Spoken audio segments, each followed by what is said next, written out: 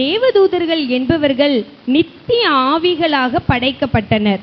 தூதன் என்பதற்கு செய்தி கொண்டு வருபவன் என்று அர்த்தம். எபிரேயர் படி இவர்கள் தேவனை ஆராதிக்கவும் சேவிக்கவும் படைக்கப்பட்டனர் என்று பார்க்கிறோம்.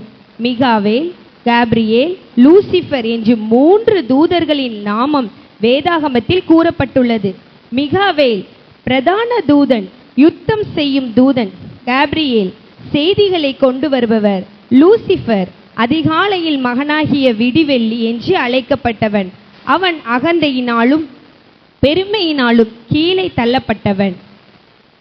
சேராபீன்கள் இவர்கள் தேவனை ஆராதனை செய்து கொண்டிருப்பார்கள். 5வதாக கேருபீன்கள் காக்கும் தூதர்கள் மற்றும் பணிவிடை செய்ய பல தூதர்கள் உள்ளன. இப்போதோ நம் சபையின் குட்டி தூதர்கள் உங்களுக்காக ஆடி பாடி மகிழ்விக்க வருகின்றனர்.